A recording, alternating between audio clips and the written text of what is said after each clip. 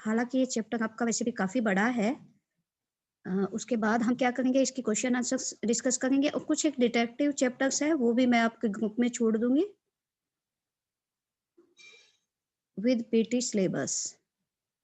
Okay,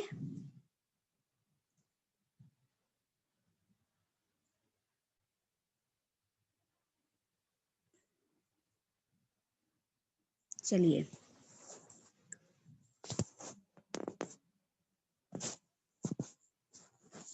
screen share कर देती हूँ।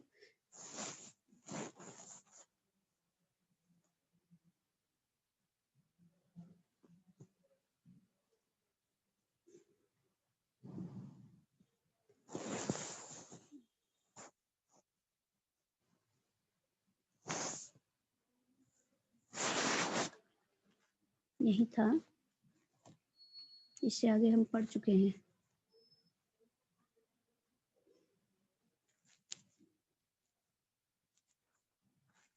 ताजी उनको बुढ़ापा, ये हम पढ़ चुके हैं।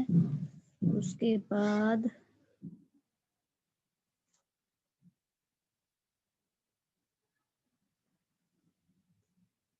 कंप्लीट चैप्टर नहीं आता है।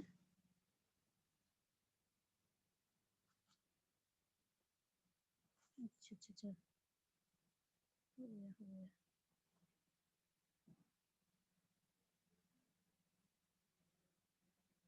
मुझे लगता है इसे एक पहले 6 5 से लेना है, 7 हो गया ये।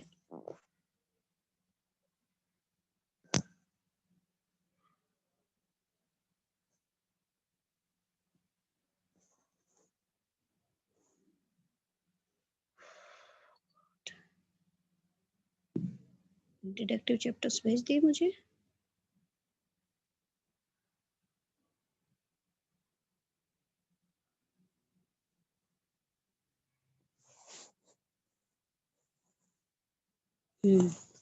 यहाँ से, क्योंकि इससे पहले हमने यही पढ़ा है कि किस तरह से लेखक को भवानी प्रसाद मिश्र, हमें बेटा कविता का नाम, मैं बार बार एक ही बात कहती हूँ, कविता का नाम, कवि का नाम, ये हमें पक्का पता होना चाहिए। तो कविता का नाम है घर की याद और कवि का नाम है भवानी प्रसाद मिश्र। बीच बीच में जो टफ मीनिंग आते हैं वो मैं आपको बता ही देती। तो अभी तक उसने पढ़ा है, हमने पढ़ा है कि जो भवानी प्रसाद है वो स्वतंत्रता आंदोलन में भाग लेने की वजह से उनको जेल हो गई है और वो जेल में बैठे हैं। उनको बरसती हुई बारिश में अपने घर की याद आ गई, उसकी आंखें नम हो जाती है। वो अपने 4 भाई और 4 बहनों को याद करते हैं और अपनी बिना पढ़ी लिखी माँ को याद करते हैं कि उनकी गोद में सिर रखकर हमें इतना सुकून मिलता है कि दुनिया के सारे दुख दर्द भूल जाता हूँ।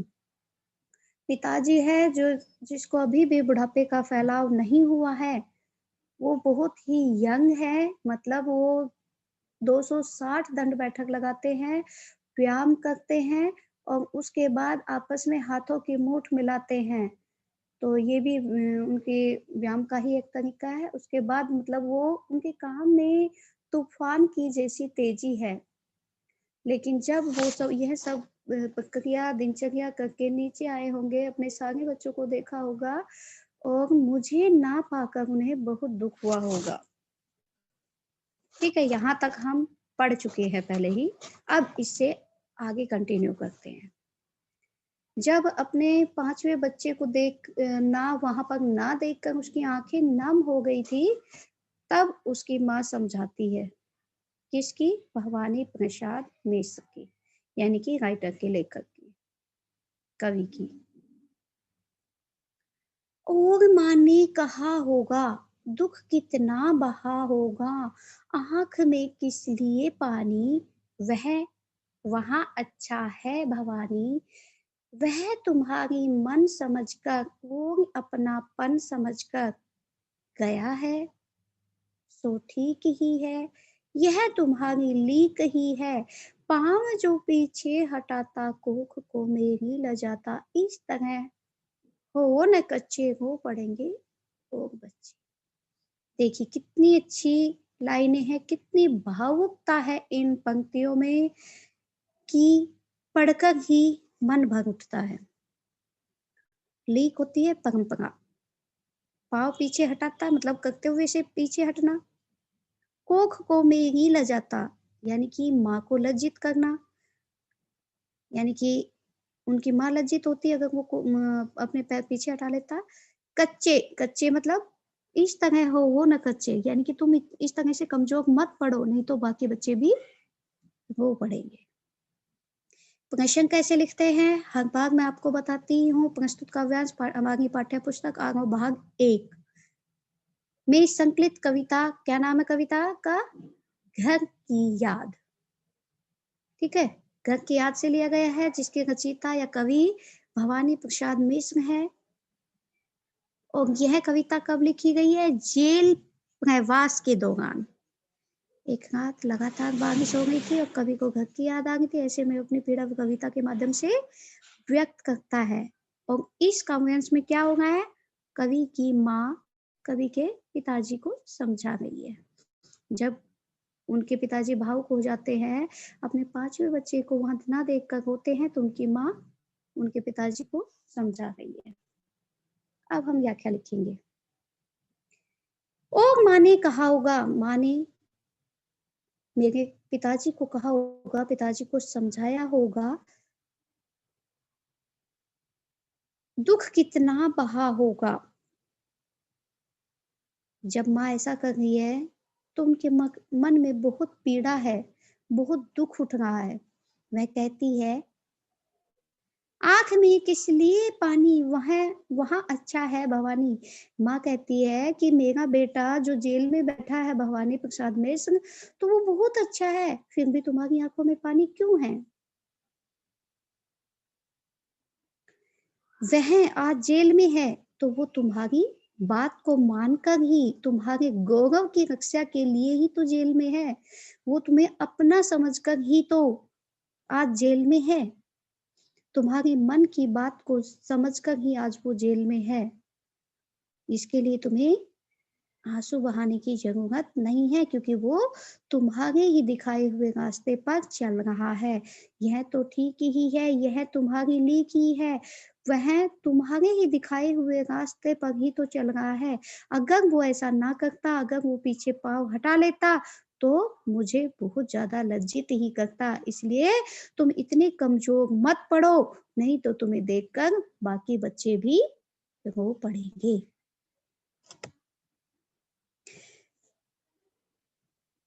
माँ ने भवानी के पिता को क्या सात्यावना दी? जल्दी जल्दी बताइए, जल्दी बताइए बेटा, टाइम वेस्ट नहीं करना।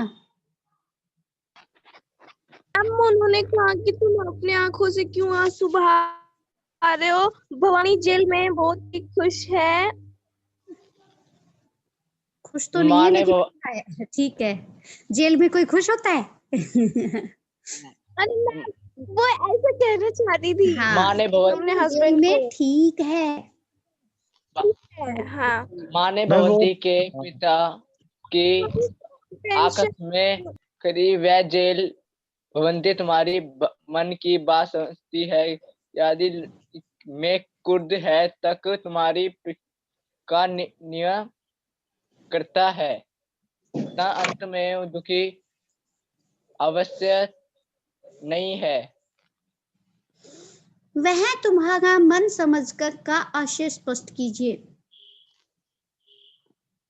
इसके आधार है कि भवंती के पिता देशभक्ति थे, वह को करते जाते हैं। इस भाव को समझते भवंती ने स्व में भाग लिया है। शाबाश, वेरी गुड। क्योंकि वो अपने पिता के मन की बात को समझते हैं, क्योंकि उनके पिता भी एक देशभक्त रह चुके हैं, इसलिए वो ऐसा करते हैं। ठीक है, स्वाधीनता आंदोलन में भाग लेते हैं। Very good. माँ की कोख कवि के किस कार्य से लज्जित होती?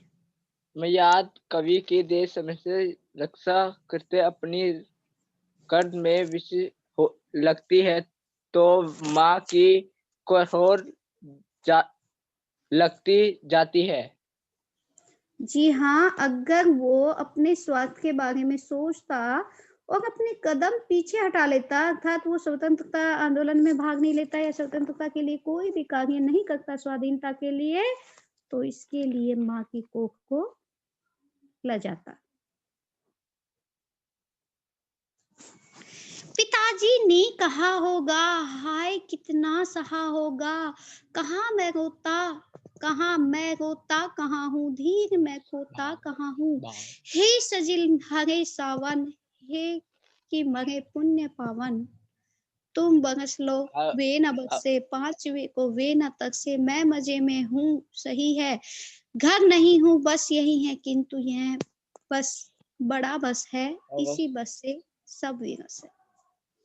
और देखिए उसकी माँ और चलिए उसकी माँ पिता जी को समझती है, भवंती तुम्हारी है, पर चल गए हैं तुम भी, भारत माता नहीं देख सकते हो, वह भी अंग्रेजी का प्रयोग करते होते जेल गए हैं, या अपनी ही तो है। चलिए अब ट्रांसलेशन पढ़ते हैं। पिताजी ने कहा, हाय कितना सहा होगा, मैं रोता कहाँ हूँ, धीर मैं खोता। पिताजी कहेंगे कि मैं कहाँ रोगा हूँ, मैं कहाँ रोगा हूँ, मैं कहाँ अपना धीर खोगा हूँ। लेकिन ये कहते हुए उनने कितना सहा होगा, अर्थात तो उन्होंने कितनी पीड़ा सही होगी। वह कहते हैं, हे सजीले हरियाले सावन, हे कि मगे पुण्य पावन, हे सजीले सावन, हे तुम बहुत ज्यादा पावन हो, पावन मतलब पवित्र हो, तुम बरस लो वे न बरसे, पांच वे को वो न तक से। कवि कह रहे हैं कि हे सावन, हे सजीले सावन, हे पवित्र सावन, तुम जितना मर्जी हो बरस लो, लेकिन मेरे माता पिता की आंखें कभी न बरसे, अर्थात वो कभी उनकी आंखों से आंसू ना बहे। पांचवे को वे न तक से, उनके पास 4 बेटे हैं, लेकिन वो पांचवे को ना तक से, अर्थात उनको पांचवे की याद ना आए। घर नहीं मैं मजे में हूँ सही है, घर नहीं हूँ बस यही है, किंतु यह बस बड़ा बस है, इसी बस से सब विरस है। कवि कह रहा है कि मैं मजे में हूँ, इसमें कोई संदेह नहीं, इसमें केवल इतना ही अंतर है कि मैं घर पर नहीं हूँ। वह घर के वियोग को मामूली बात मान रहा है, परंतु यह कोई साधारण घटना नहीं है। इसी बस से सब विरस है, इस वियोग से मेरा जीवन दुख में बन रहा है, मैं अलगाव का नरक भोग रहा हूँ। सिर्फ क्या दुख है उसको कि घर नहीं हूँ, बस मैं यहाँ पर तो मजे में हूँ, लेकिन बस दुख यही है कि मैं घर पर नहीं हूँ। और यही बात ही सबसे बड़ी बात है कि मुझे इस तरह के वियोग से विरस होना पड़ रहा है, दुखमय होना पड़ रहा है ना। कितनी अच्छी बातें कही है। माँ की बात पर पिता ने कहा कि मैं रो नहीं रहा हूँ और नहीं मैं धैर्य खो रहा हूँ। इस तरह उन्होंने अपनी व्यथा छिपाने का प्रयास किया है ना।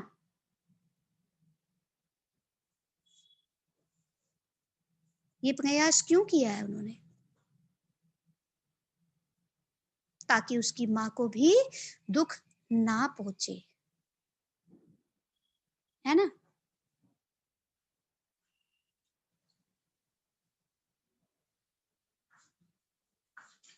अच्छा, भवानी का जीवन विरस क्यों है? ये लास्ट लाइन है, इसी बस से सब विरस है, तो विरस क्यों है?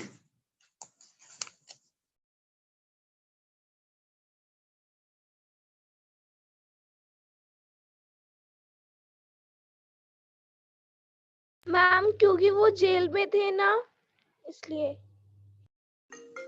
हाँ वेरी नहीं, गुड। वो क्यों? जेल में क्योंकि थे, वो सबके साथ घर नहीं थे ना, से वो दूर इसलिए है, दुखी थे वो, क्योंकि वो घर घर में से नहीं थे। दूर है। हाँ वेरी गुड। और अपने परिवार के प्रेम से वंचित है। इसलिए हाँ, इसलिए वो वहां पर बहुत ही अकेला महसूस कर रहा है, लोनली महसूस कर रहा है वो। इसलिए उसका जो जीवन है वो विरस है, अर्थात रसहीन है। कवि सावन से अपने माता पिता के लिए क्या कहता है, इस सामने स्पष्ट लिखा हुआ।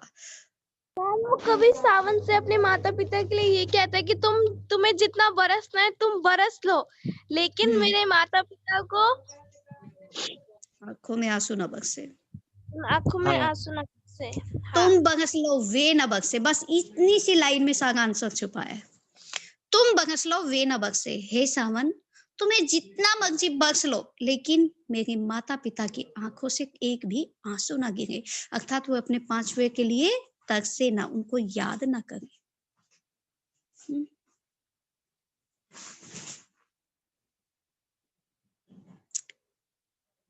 कवि ने सावन को क्या संदेश देने के लिए कहा है?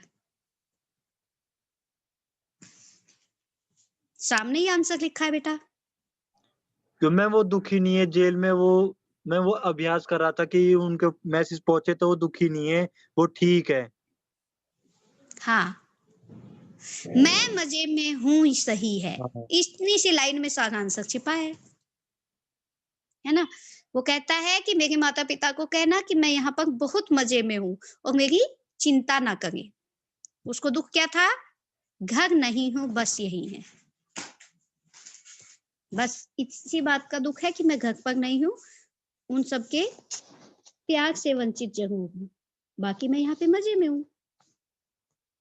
यही तो कहता है कि मैं यहाँ पर बहुत खुश हूँ, बहुत मजे में हूँ, बस दुख सिर्फ इतना सा ही है कि मैं आप सबके प्यार से वंचित हूँ, मैं घर पर नहीं हूँ।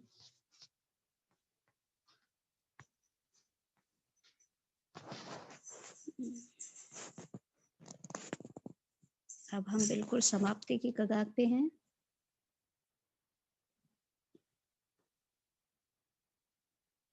किंतु उनसे यह न कहना, उन्हें देते धीर रहना, उन्हें कहना लिख रहा हूँ, उन्हें कहना पढ़ रहा हूँ, काम करता हूँ कि कहना नाम करता हूँ कि कहना मत करो कुछ शोक कहना।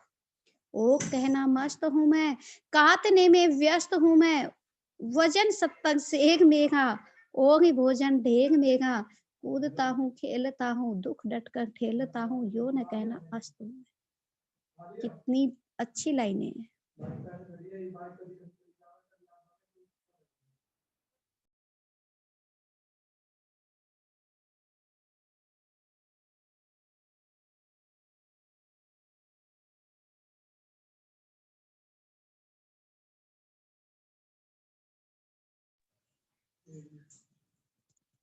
किंतु उनसे यह न कहना, उन्हें देते धीर रहना।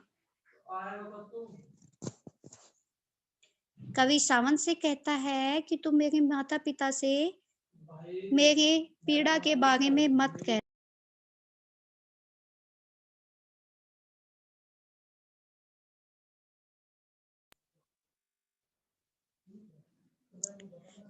किंतु उनसे यह ना कहना कि यानी कि जो मैं आज इतना परेशान हूँ, मतलब यहाँ पे जेल में तो ओबियसली कोई भी सुखी नहीं कहता, तो मैं यहाँ दुखी हूँ, तो ये बात उनको कभी मत कहना। उनको बस यही धीरज देते रहना और कहना कि मैं यहाँ पर बिल्कुल ठीक हूँ और मैं यहाँ पर भी पढ़ रहा हूँ, लिख रहा हूँ, साहित्य या ये जो कविताएं वगैरह हैं वो लिख रहा हूँ, काम करता हूँ कि कहना कि मैं यहाँ पर जेल में बैठा हूँ लेकिन फिर भी मैं यहाँ पर काम कर रहा हूँ।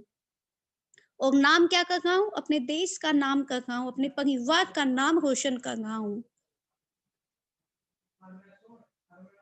नाम करता हूँ कि कहना मत करो कुछ शोक कहना, और कहता है कि तुम मेरे लिए बिल्कुल भी शोक मत करो, अर्थात मेरे लिए बिल्कुल भी दुखी मत हो।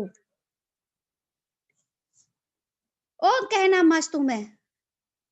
कवि कहता है कि मैं यहाँ पर बिल्कुल मस्त हूँ, अर्थात मैं सुखी हूँ और यहाँ पर काटने में व्यस्त हूँ, मैं सूत काटने का काम भी कर रहा हूँ और मेरा वजन कितना है? 70 किलो वजन है मेरा और मैं ढेर सारा भोजन भी करता हूँ। यहाँ पर मैं खेलता भी हूँ, कूदता भी हूँ, दुख डट कर ठेलता भी, और दुखों का मुकाबला भी करता हूँ, अर्थात उसको पास भी नहीं आने देता, दुखों को मैं अपने पास भी नहीं आने देता। या मैं यो न कहना अस्तु में, और उनको ये बिल्कुल मत कहना कि मैं सूर्यास्त की तरह निस्तेज हो चुका हूँ, मैं यहाँ पर बहुत ही खुश हूँ। ठीक है?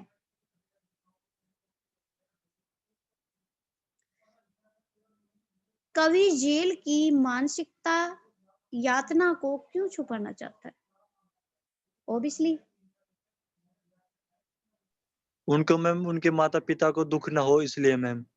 जी हाँ, कॉमन सेंस की बात है ये तो, इसीलिए तो वो छुपाना, हालाँकि दुखी तो वो है, लेकिन वो फिर हाँ भी बार-बार कहना कि मैं मस्त हूँ, ये मत कहना कि मैं अस्त हूँ, मैं बहुत ही व्यस्त हूँ, वो बार-बार यही कहेगा। तो इसका मतलब वो नहीं चाहता कि मेरे बारे में जानकर मेरे माता-पिता को भी थोड़ा बहुत भी दुःख पहुँचे।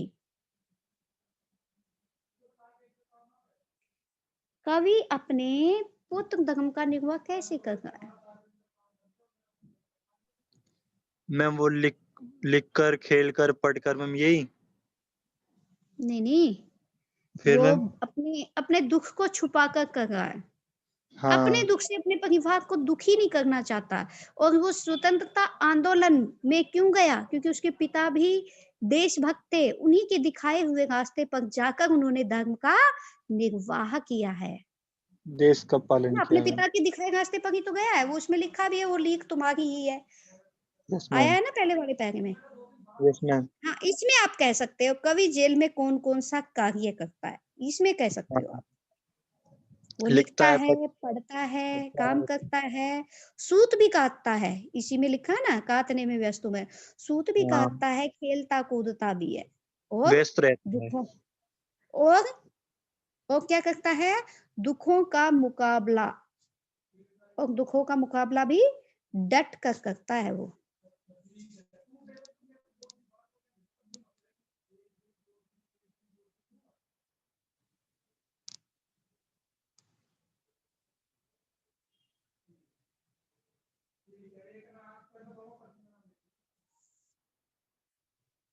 हाय रे! ऐसा न कहना।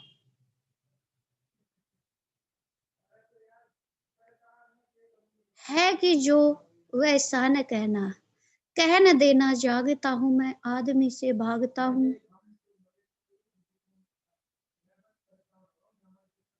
कह न देना मान हूँ मैं, खुद न समझो कौन।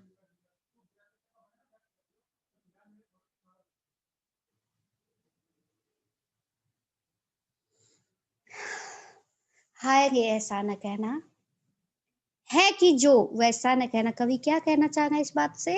वो कहता है कि जैसा मैं हूँ, यानी कि दुखी तो मैं हूँ, लेकिन वैसा मत कहना। कह न देना जागता हूँ मैं, आदमी से भागता, कह न देना मौन हूँ मैं, खुद न समझूँ कौन हूँ मैं। ये सब बातें मत कह देना कि मैं यहाँ पर एकदम शांत हूँ, सुस्त हूँ, और यानी कि मैं अपने आप को पहचानना भूल चुका हूँ। यह सब मत कह देना। कहने का मतलब ये है कि वो अपने परिवार वालों से अपनी सच्चाई को छुपाना चाहता है, और नहीं बताना चाहता कि मैं देर रात तक जागता रहता हूँ और आम आदमियों से दूर भागता हूँ, मैं चुपचाप रहता हूँ। कहना देना मोनू, मैं यहाँ पर मैं बिल्कुल चुपचाप रहता हूँ। यह भी ना बता देना कि मैं चिंता में डूबकर स्वयं को ही भूल चुका हूँ, खुद को न समझूँ कौन हूँ मैं, यानी कि अपने आप को ही मैं भूल चुका हूँ। देखना तुम बक न देना, उन्हें कोई शक न देना, हे सजीले हरे सावन, हे कि मगे पुण्य पावन, तुम बरस लो वे न बरसे, 5 हुए को वे न तरसे।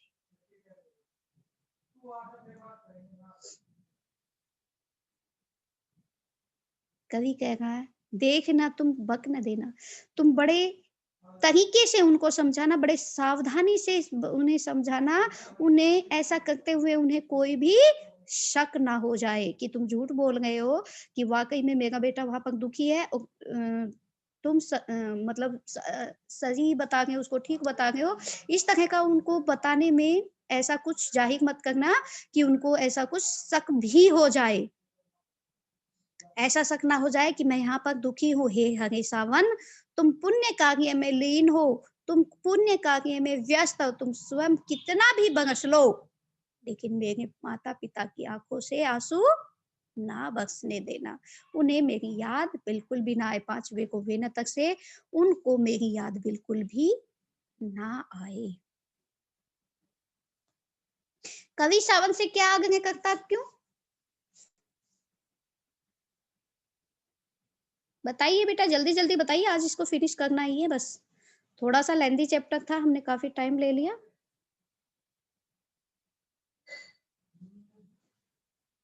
अरे सामने तो आंसर लिखा है बेटा।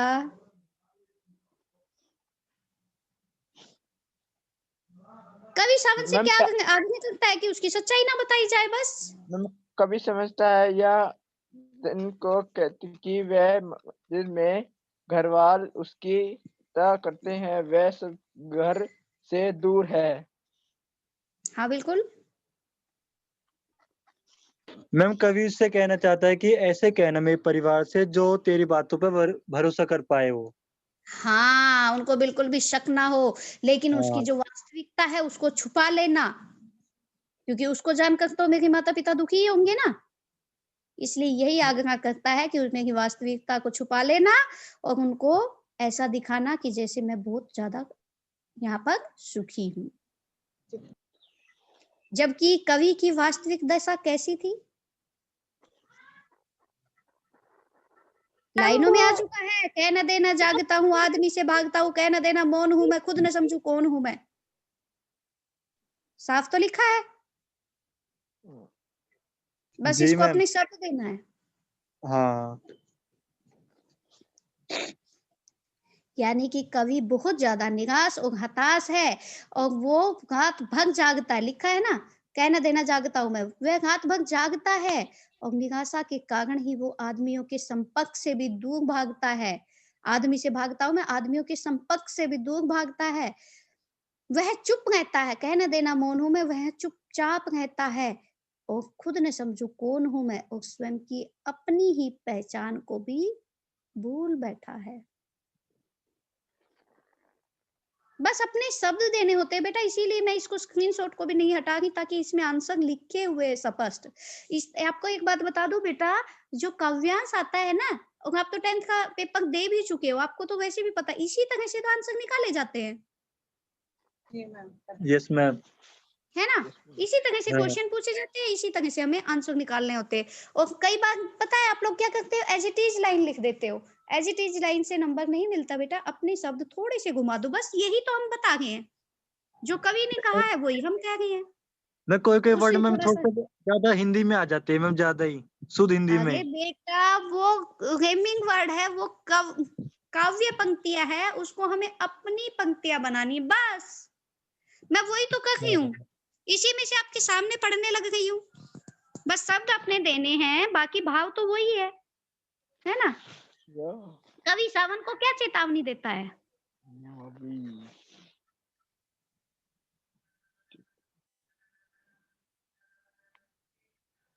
कवि सावन को चेतावनी देता, देखना कुछ बक न देना, अर्थात जो कुछ भी कहेंगे बड़े सावधानी से कहना, कुछ ऐसी गलत बात या फिजूल बात मत कहना कि उनको मेरे ऊपर शक हो जाए कि हाँ तुम झूठ बोल रहे हो, है ना। और उपमा क्या देता है कवि सावन को, हे सजीले हरे सावन,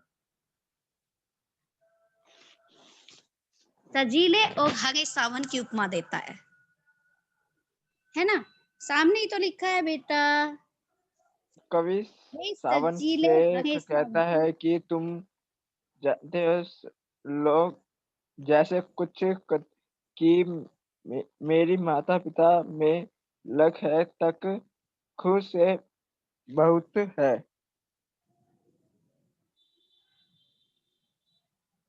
अच्छा जी, अब चैप्टर समाप्त हो चुका है हमारा, ये लास्ट ही था हमारा। चलिए अभी टाइम बचा है तो हम थोड़े से क्वेश्चन आंसर्स डिस्कस कर लेते हैं पाठ्य पुस्तक से।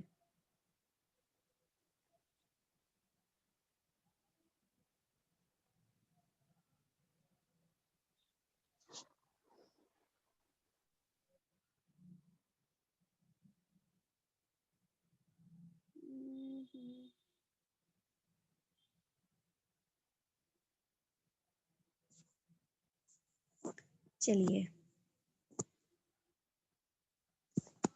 पानी के हाथ भर गिरने और प्राण मन के थिरने में परस्पर क्या संबंध है?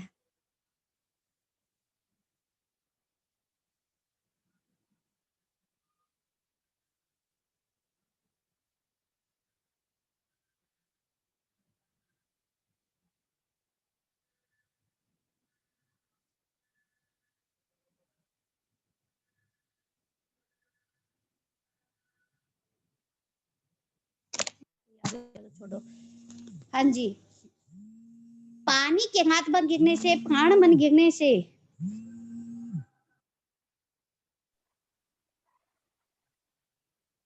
हम घर की याद इसके से होते हैं या कि आज पानी गया है। इसके बाद को कवि को बाहर लिखते हैं से कहलाते हैं बहुत पानी गिरा है।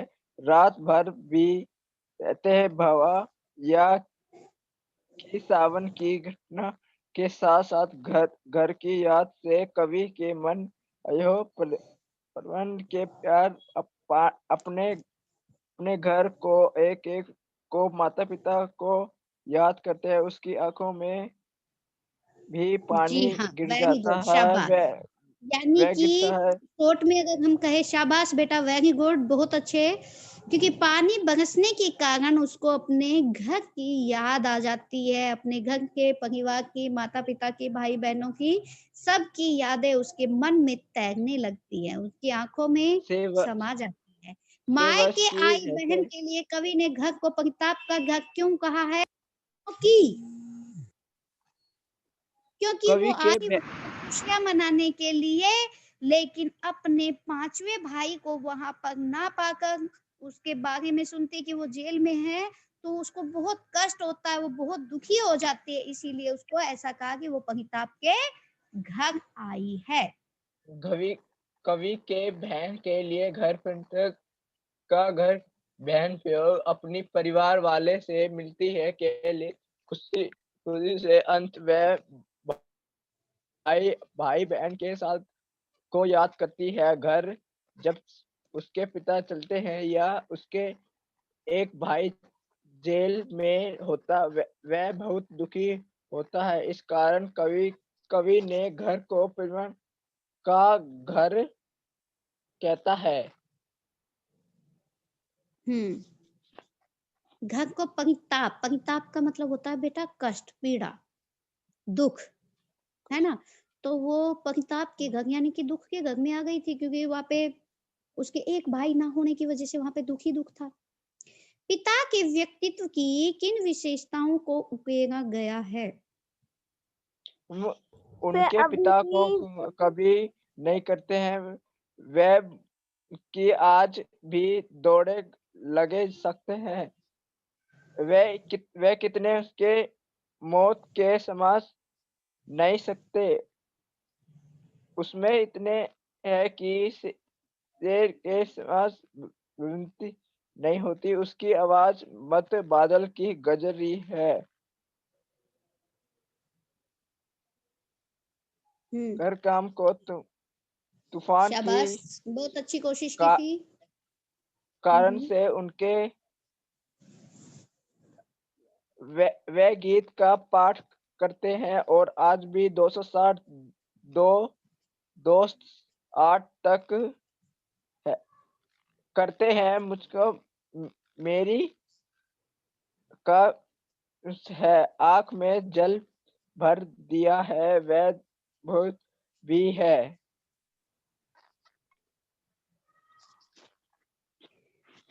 शाबाश बेटा, बहुत अच्छी कोशिश की आपने, बहुत अच्छा बताया आपने। और कोई अन्य बच्चा? मैम मैं बताऊं? हाँ बिल्कुल, मोस्ट वेलकम।